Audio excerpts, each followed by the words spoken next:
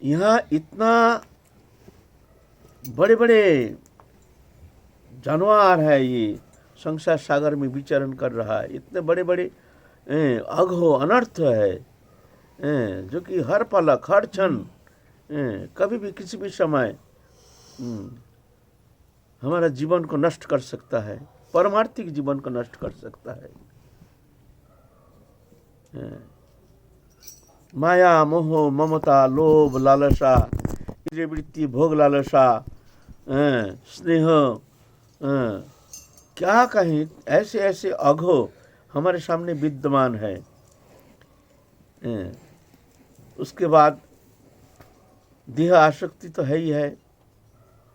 चारों ओर से साधक को माने हर समय संसार चक्र में ले जाने के लिए जैसे समस्त शक्तियां आकर के खींच रहे हैं। जब हम भोग जीवन में रहते हैं, संसार जीवन में, उसके लिए तो कोई चिंता नहीं,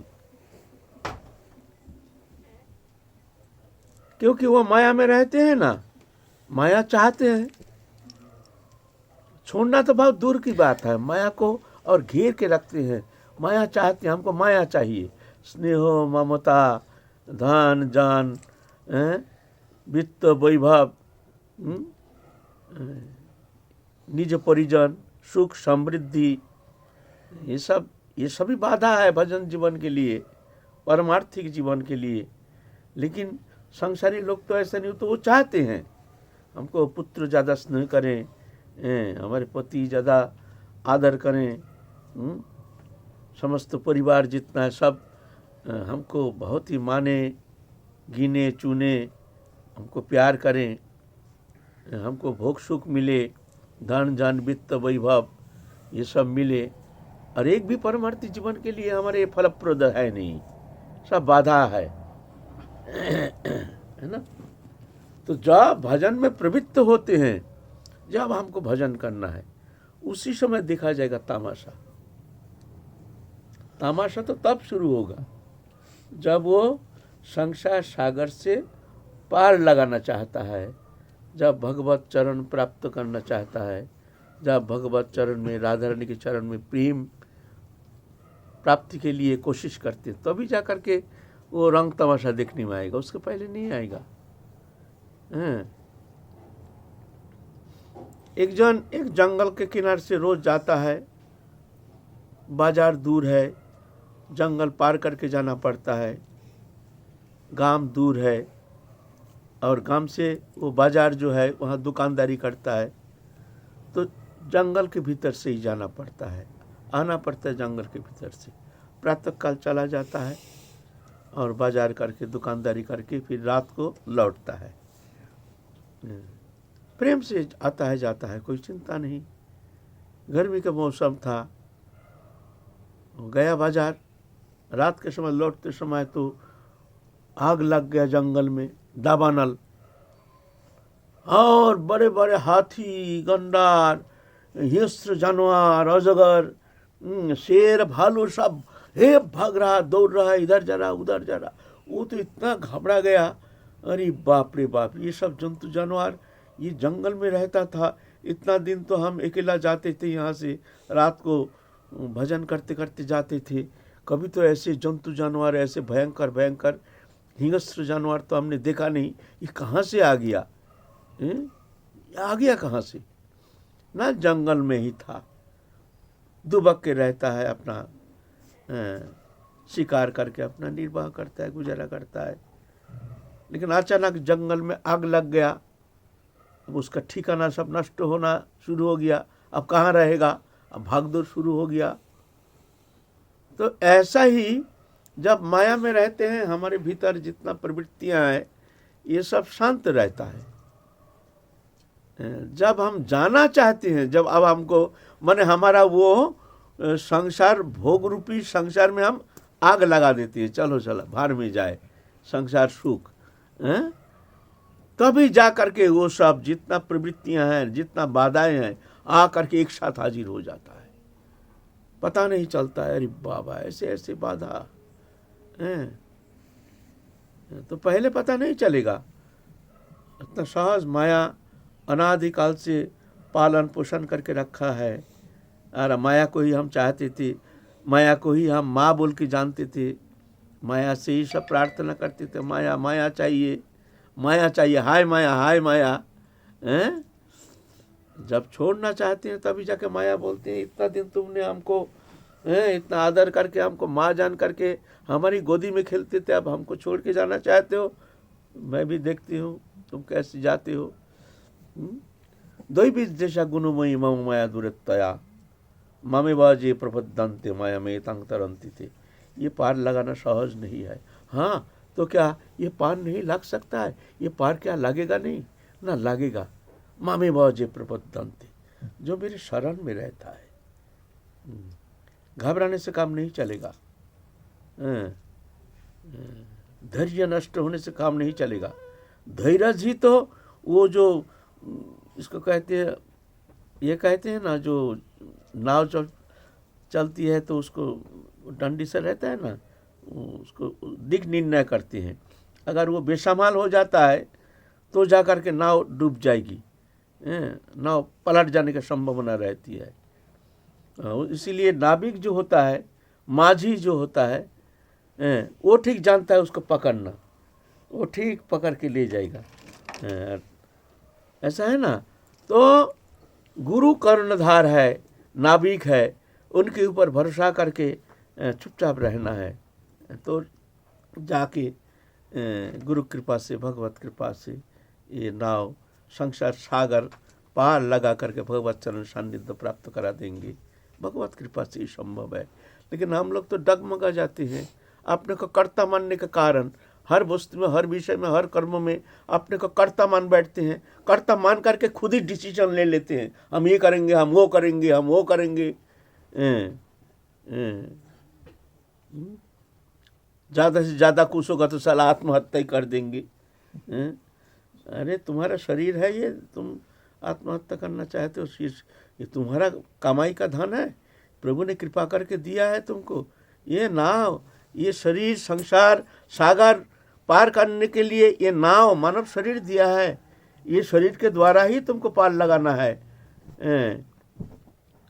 कहाँ जाओगे? अगर कभी पार लगाने का तुम्हारी इच्छा हुई मन में, तो ये मानव शरीर ही एकमात्र नाव रूपी नाव है। ये मानव शरीर के द्वारा ही तुम संसार सागर पार लगा करके परम आनंद धाम प्राप्त कर सकते हो। और दूसरा कोई शरीर है नहीं, दूसरा कोई नाव है नहीं। ये संसार रूप सागर पार लगाने के लिए कोई नाव है नहीं, मानव शरीर ही एकमात्र नाव है। इसीलिए शरीर को ऐसा नहीं समझना चाहिए, इसको बड़ा आदर से रखना चाहिए, बड़े सावधानी से रखना चाहिए। ये नाव के द्वारा ही हम संसार सागर पार लगाएंगे, है ना।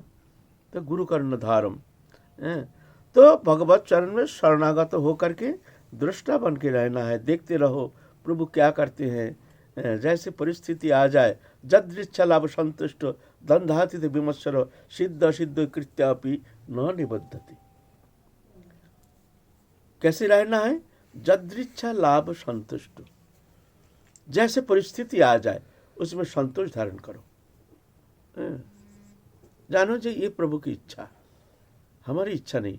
हमारी इच्छा होता तो ना जाने क्या कर बैठते हम। हमारी इच्छा तो संसार को पूरा पलट देते पलक में। हमारी इच्छा से अगर होती, अगर क्या चाहता है जीव, थोड़ी होता है। कौन नहीं चाहता है हमारा मंगल हो, कौन नहीं चाहता है हम सुखी रहे। चाहने से क्या होता है?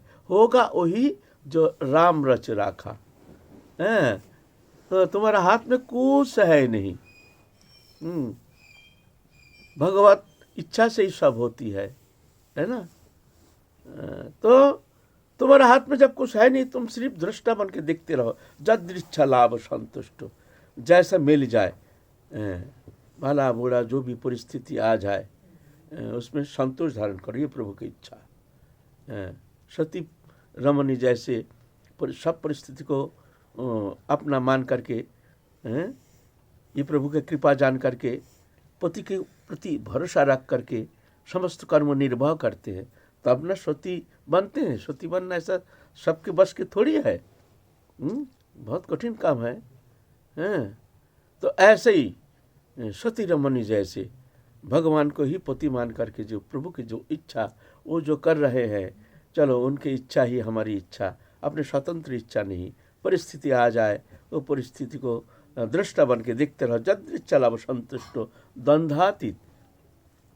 इस संसार में शरीरधारी प्राणी मात्र ही कुछ द्वंद्व, संघात, संघर्ष का मुकाबला करना पड़ता है। हर्ष है, विषाद है, मान है, अपमान है, लाभ है, हानि है, ठंडी है तो गर्मी है, मित्र है तो दुश्मन है, निंदा है तो स्तुति है। ये द्वंद्व हर जीवन में होता है, कभी लाभ तो कभी हानि।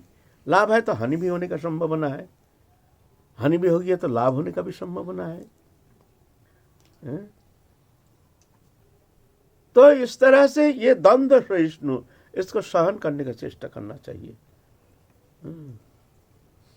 द्वंद्वातीत विमर्शरो, किसी के प्रति ईर्षा देश रखना नहीं, जानना प्रभु की इच्छा जो हो रही है, प्रभु की इच्छा।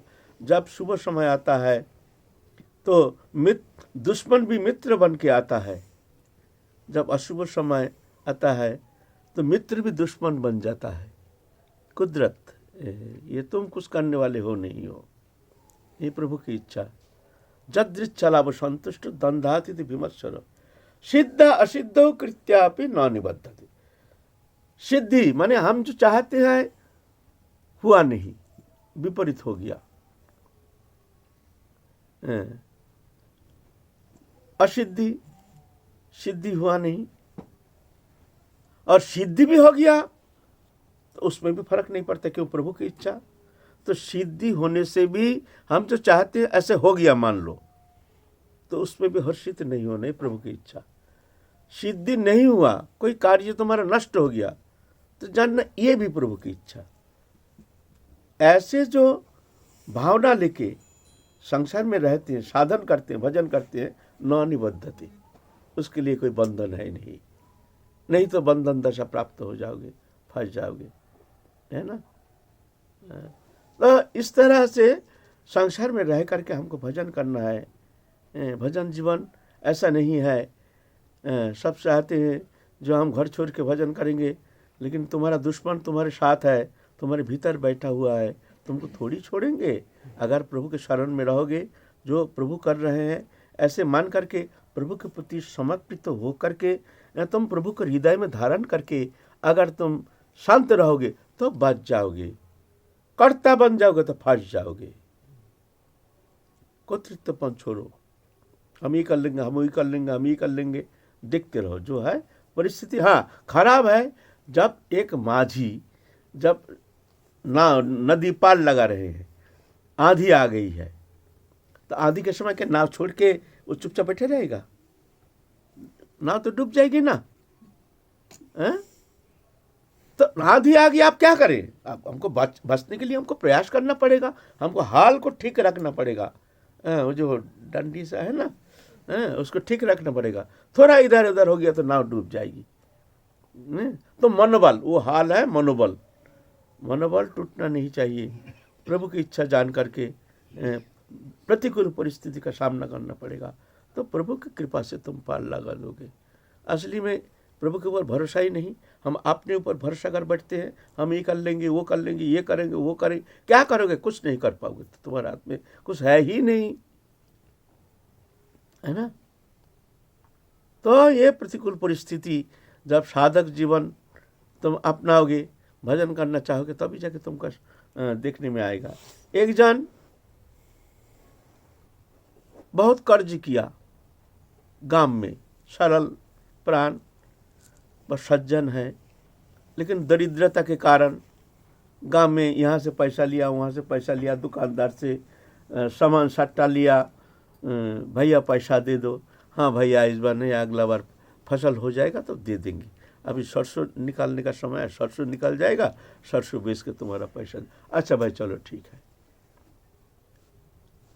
फिर कुछ देते हैं, सामान थोड़ा सा देते हैं, अच्छा चलो ये सज्जन है, ये तो गांव छोड़ के जा नहीं रहा, चलो भाई पीछे दे देगा, कोई कुछ कहते नहीं है, दे देगा, चलो सज्जन है दे देगा। अचानक क्या हुआ, वो बाहर कहीं नौकरी लग गया, विदेश में। तो वहाँ यहाँ से जाके रहना संभव नहीं है, तो सब बेच बाच के वो जा रहा है। ठीक हो गया, फलाना दिन सब जगह जमीन जितना सब बेच बाच के चले जाएंगे। ये खबर हो गया गांव में, जो कर्जदार है सबको खबर हो गया, जो वो यहाँ से बेच के जा रहा है सज्जन। लेकिन सब कर्जदार एक साथ आकर के घेर लिया, भाई हमारा कर्ज दे के जाओ। भैया क्या करूं, पैसा तो अभी है नहीं, मैं नौकरी करने जा रहा हूं, तो नौकरी का पैसा तो मिल ही जाएगा, फिर इकट्ठा करके फिर हम सबको दे जाएंगे, तुम लोग विश्वास करो। नहीं भाई, तुम गांव में रहते थे, तुम्हारे ऊपर भरोसा था, तो ये गांव छोड़ के तो नहीं जा रहा है, अभी जा रहा है विदेश, तुम विदेश बाहर जा रहे हो, कोई ठिकाना थोड़ी है तुम आओगे।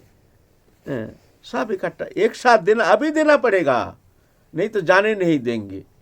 ऐसा ही हम लोग जो कर्म संस्कार है, भोग वासना आदि जितना है, ये कर्ज करके हम बैठे हैं।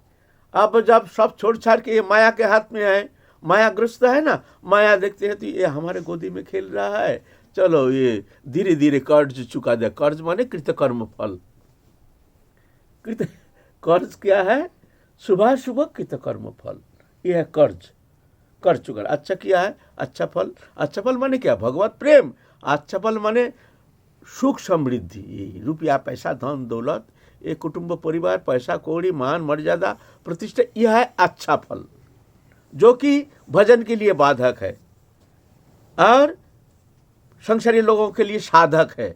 संसारी लोग उसको चाहते हैं, मान पूजा प्रतिष्ठा धन जन खूब ये सब मिले, यह है शुभ कर्म का फल। लेकिन ये शुभ कर्म को शुभाशुभ परित्यागी भक्तिमान जस समय प्रिय, शुभ अशुभ दोनों का परित्याग करना पड़ेगा। ये शुभ है, शुभ भी बंधन का कारण, अशुभ से ज्यादा शुभ बंधन का कारण है। शुभ माने अच्छा। अच्छा क्या? रुपया पैसा धन दौलत मान मर्यादा पूजा प्रतिष्ठा प्रेम प्रीति सहयोग सहानुभूति, ये सब शुभ इस कर्म का फल है। इसका दूसरा नाम अनुकूलता भी कह सकते हैं। संसारी लोगों के लिए, हम साधन के लिए अनुकूलता होता नहीं है, प्रतिकूलता होती है। साधक के लिए ये सब बंधन का कारण होता है। और बड़ा ये जो प्रतिकूल और अनुकूल, ये जो अनुकूलता तुम जिसको समझ रहे हो, ये अनुकूलता नहीं, ये बड़े सुंदर ढंग से साधक को फंसा लेता है।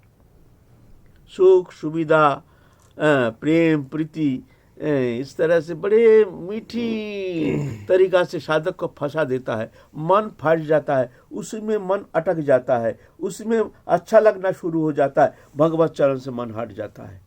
और प्रतिकूलता घात प्रतिघात द्वंद्व संघात विपत्ति, ये सब क्या होता है? भय भीत कर देता है साधक को। तो क्या होता है? कैसे भी साला कैसे भी छोड़ छाड़ के चलो चल वृंदावन जगह भजन करेंगे, 2 रोटी तो मिल ही जाएगा। हे राधा रानी ऐसे कृपा करो जो ये विपत्ति से हम एक बार तुम्हारे चरण कमल प्राप्त करके हम वहाँ 2 रोटी तो मिल ही जाएगी तुम्हारी कृपा से, चलो हम भजन करेंगे। और झाँक के देखेंगे भी नहीं। प्रतिकूल परिस्थिति वैराग उत्पन्न करते हैं।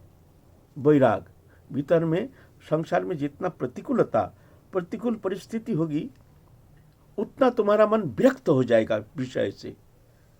और ये स्वाभाविक साइकोलॉजी मनोविज्ञान है।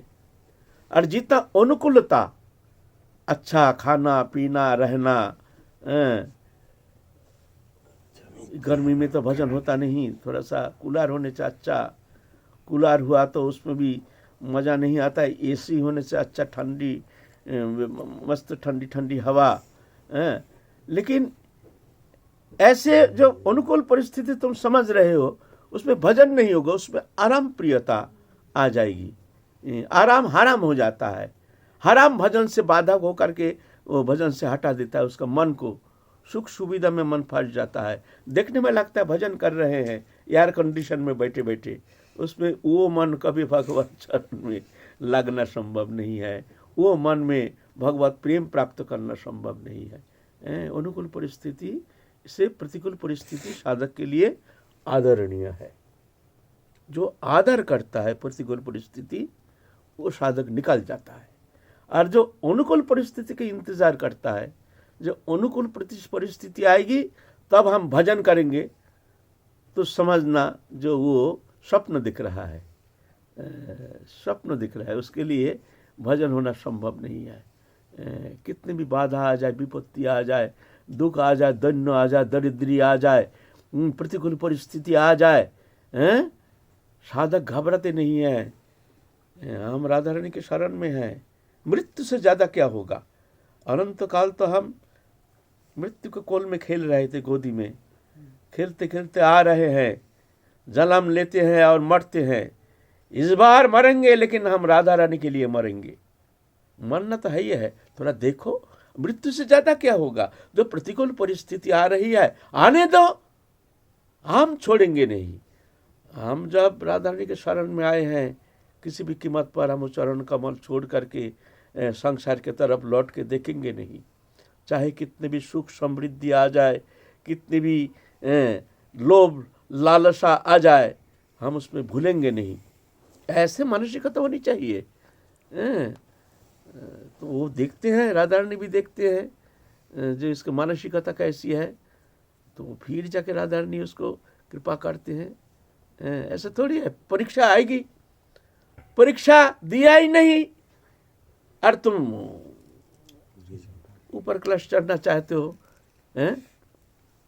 परीक्षा दोगे फिर आगे चलोगे, फिर आगे परीक्षा आएगी। जितना ऊपर क्लास जाओगे उतना क्वेश्चन भी ऐसा ही होता है। प्राइमरी स्कूल का क्वेश्चन वही मैथमेटिक्स, जोग वियोग भाग गुण, गुण भाग, प्लस माइनस इंटू, और वही एमए क्लास में भी वही, लेकिन क्वेश्चन अलग होता है। लेकिन है वही जोग वियोग भाग और गुण, वही 4 विषय, लेकिन क्वेश्चन ऐसा होता है। ऐसा भी तुम जैसे तुम साधन कर रहे हो, ऐसे परिस्थिति तुम्हारे सामने आएगी, तुम्हारे सामर्थ्य अनुसार। फिर उसको पार करके तुम आगे चलोगे, फिर जाके फिर और कठिन परिस्थिति आएगी, फिर उसको पार करके आगे चलोगे, फिर और कठिन परिस्थिति आएगी।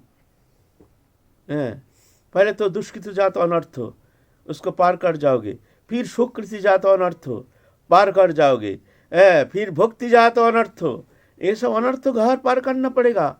उतना साहस तुमने परीक्षा दिया ही नहीं, आ गई बोल तो हम एमए क्लास में पढ़ना चाहते हैं। परीक्षा तुमको देना पड़ेगा, बैठना पड़ेगा। और ये परीक्षा तुम्हारी चेष्टा से पार होना मुश्किल है। ये परीक्षा तो शरणा हो करके बैठे रहो, हृदय में धारण करके प्रभु के चरण कमल, हमारे राधा रानी के चरण कमल हृदय में धारण करके, भरोसा लेकर के, विश्वास लेकर के चुपचाप बैठे रहो, दृष्टा बन के देखते रहो। छोटा बच्चा जैसे कोई विपत्ति में भय नहीं पाता है, आंधी आ रही है, वो आंधी शायद उड़ा के ले जाएगा, मकान दुकान सब चौपट कर देगा, और बच्चा माँ के गोदी में बैठ कर हंस रहा है। कोई चिंता ही नहीं, जहाँ आंधी में सब उड़ा के ले जाएगा, मैया के गोदी में बैठे हैं। साधक भी ऐसा ही, ऐसा होना चाहिए। हम राधा रानी के शरण में है, प्रतिकूल परिस्थिति हमारा क्या बिगाड़ेगा? और बिगाड़ेगा तो बिगाड़ेगा क्या, ज्यादा से ज्यादा क्या करेगा? नहीं तो जान जाएगा और क्या जाएगा। मरेगा तो मरना तो है ही है, वो तो मरेंगे, मरने दो ना, ये तो शरीर जाएगा। ये मरेगा तो मरेंगे, हम राधा रानी का नाम करते करते मरेंगे। हम दुनिया के लिए नहीं मरेंगे, दुनिया की तरफ हम लौट के नहीं देखेंगे। ऐसे भावना हो ले करके, तुमको विश्वास ले करके, तुमको भरोसा ले करके रहना है। माया यहाँ आंधी आएगी, तूफान उठेगा, दुर्बल हमारा शब्द जो है, हम कैसे भी हो, दुर्बल शब्द हमसे निकलता नहीं है।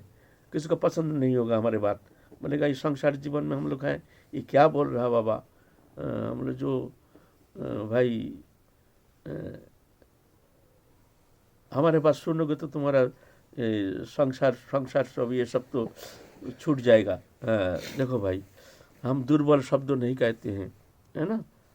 तो इस तरह से आंधी आएगी, तूफान आएगा, तूफान उठेगा, भय पाने से होगा नहीं। सबके लिए, ये नहीं तुम्हारे लिए। जो जो साधक ये संसार पार करके भगवत चरण सान्निध्य प्राप्त करने में समर्थ हो गए हैं। सब साधक के लिए ऐसी स्थिति है। कोई कहते हैं, कोई कहते नहीं है। यार ये भी बहुत प्रकार का है, ये नहीं सिर्फ आदि व्याधि उपाधि। अरे ये तो सरल है, उसके ऊपर बाधाएं हैं, भोग, लालसा, सुख, समृद्धि, नाना प्रकार प्रतिष्ठा, क्या क्या सामने, उसके ऊपर भी और है, उसके ऊपर भी बाधा है। अष्ट सिद्धि नवनिधि, वो तो एकदम मोहकारी, माया मोहकारी अष्ट सिद्धि, सिद्धियां आकर के उसको लुभाते हैं। हमको ग्रहण करो, हमको ग्रहण करो, जो मन चाहे वही हो जाएगा, जिससे जो कह देंगे वही हो जाएगा, वाक सिद्ध हो जाएगा, दूरदृष्टि खुल जाएगी। यहाँ बैठे बैठे अमेरिका में क्या हो रहा वो देख रहे हैं, कौन क्या कर रहा, ये सब दूरदर्शिता। यहाँ बैठे हैं, फट अमेरिका चले गए एकदम सूक्ष्म शरीर में। ये सब सिद्धियां है, ये सब आती है, आकर के लुभाते हैं, कहाँ जाओगे। इसीलिए एकमात्र राधा रानी के चरण कमल को हृदय में धारण करके, हमको जानते नहीं, हमको समझते नहीं, हम जानना नहीं चाहते हैं, हम समझना नहीं चाहते हैं। हे राधा रानी, बस यही समझ हमको दे दो, तुम्हारे चरण कमल छोड़ करके हम मस्तक को कहीं घुमाए नहीं, पीछे मोड़ के हम देखे नहीं, बस सीधा बात है। ऐसे बालक जैसे हो करके दृष्टा बन करके देखते रहो, तो जा कर के राधा रानी की कृपा से निरापद भूमि में तुमको पहुंचा देंगे। नहीं तो ये संसार सागर ये पार करके वहाँ पहुँचना तुम्हारे चेष्टा के द्वारा कदापि संभव नहीं है। लाख कोशिश करो, उस चेष्टा के द्वारा वहाँ पहुँचना संभव नहीं है ना।